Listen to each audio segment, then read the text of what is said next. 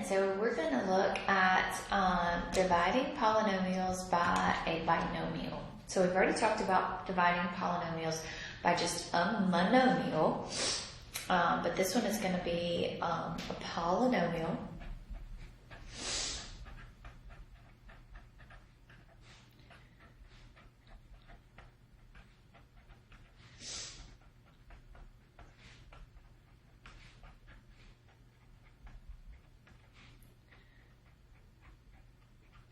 Okay, by binomial.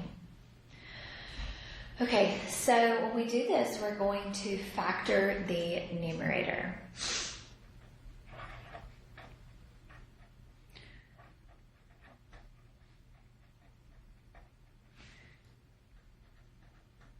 And if we need to, we're going to factor the denominator, but you might not need to.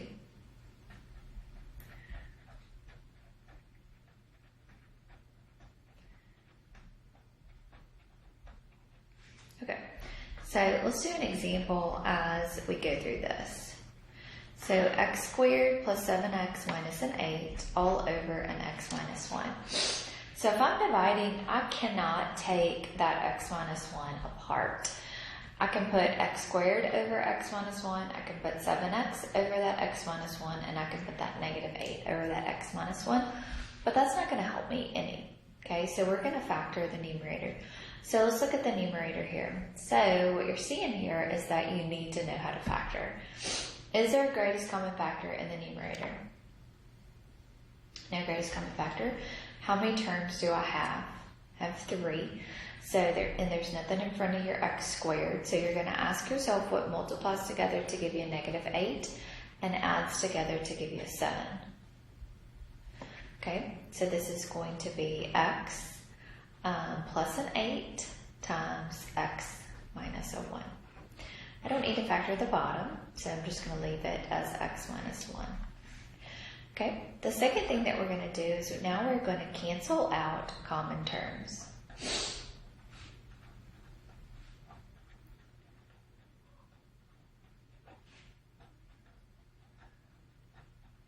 Or common factors. Okay, so what that means is, do I have something in common in the numerator and in the denominator? I have an x plus 8, I have an x minus 1 up here, and I have an x minus 1. So those are going to go away.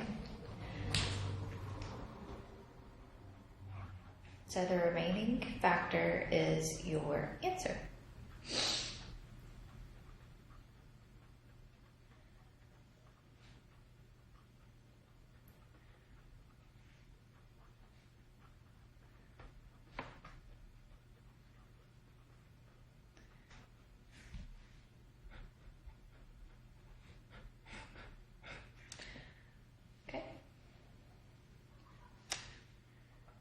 All right, I'll do one for me.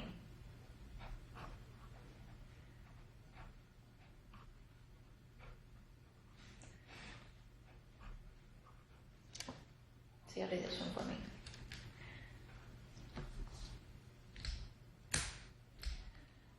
Okay, so if I wanted to simplify, if I wanted to divide this, I'm going to factor the numerator.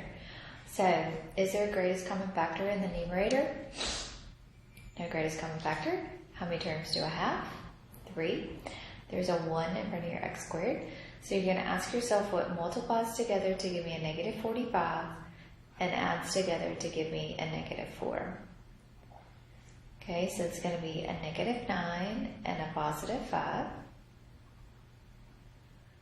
So this is going to factor to x minus 9 times x plus a 5. Can't do anything at the bottom, so there we go. So I'm going to cancel out the common factor that's in common in the numerator and in the denominator. So I'm going to cancel out my x minus 9. And what's left, the factor that's left, is going to be my answer. So x plus 5.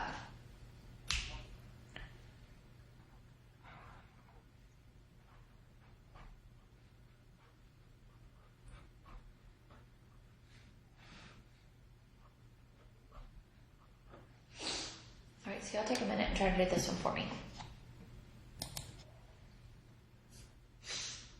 Okay, so what we first need to do is factor this numerator. So I'm going to come down here and factor it. So 2x squared plus a 5x minus a 12. Is there a greatest common factor? Is there a number that factors out of the entire problem? No. How many terms do I have? I have 3. So I'm going to, and there's a number in front of here, so I'm going to take this number and I'm going to multiply it times that. So I'm going to have x squared plus 5x minus a 24. So now I'm going to ask myself what multiplies together to give me a negative 24 and adds together to give me a 5. So what's that? X plus 8 times x minus 3. Alright, we're not done here because we multiplied by that 2, so we have to divide both of these terms by 2, and I have to reduce. 8 divided by 2 does go evenly, x plus 4. 3 over 2, that can't go, there's no reduction there, so we bring that 2 to the front there. So this is going to be an x plus 4 times 2x minus a 3, all over 2x minus a 3. So now we're going to cancel out your common terms. So 2x minus 3, 2x minus 3 goes away, and you're going to be left with an x plus a 4.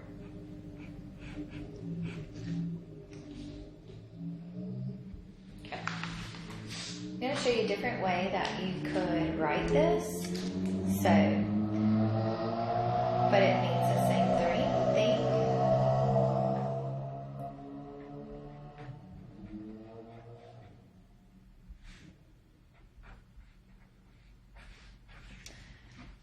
So 3y squared minus 7y minus a 6, all divided by y minus a 3.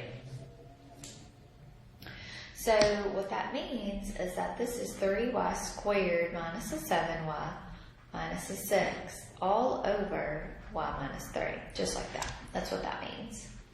So now y'all try to do that for me.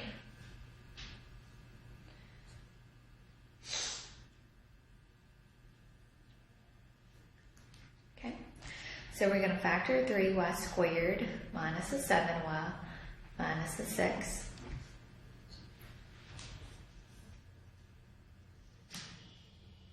Okay, so how many terms do I have? I have 3. There is no greatest common factor. There's a number in front of the squared, so I'm going to have y squared minus a 7y minus a 3 times negative 6 is a negative 18. So now you ask yourself what multiplies together to give you a negative 18 and adds together to give you a negative 7. So what's that? Negative 9 times 2? So this will be y minus 9 times y plus a 2. You multiply by the 3, so you're going to divide each one of these terms by 3. 3 goes into 9 evenly, so this will be y minus 3. 3 doesn't go there, so you'll bring that 3 up, so it'll be 3y plus a 2. So now this will be y minus 3 over, or times 3y plus a 2, all over y minus a 3. Your y minus a 3's go away, so you're going to be left with 3y plus a 2.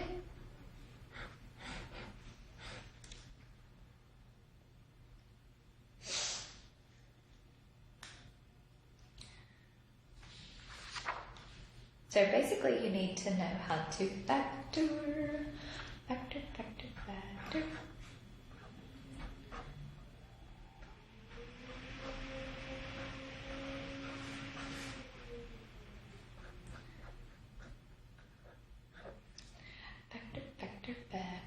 Y'all try to do this one for me.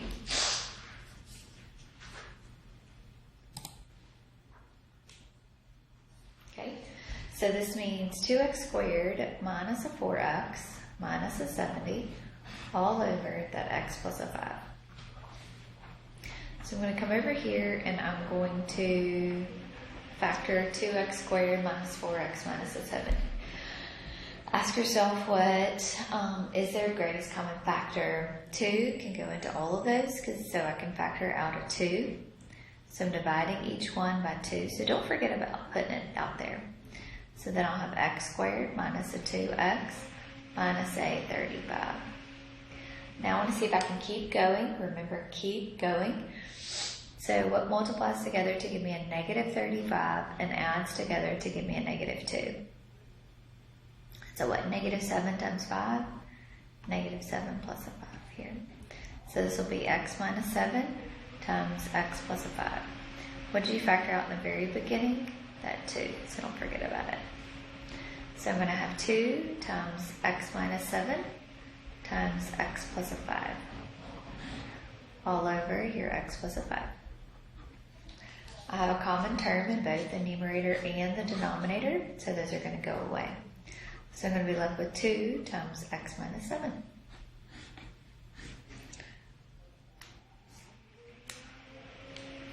Okay, so it's not too bad, just as long as you know how to factor. You can divide there.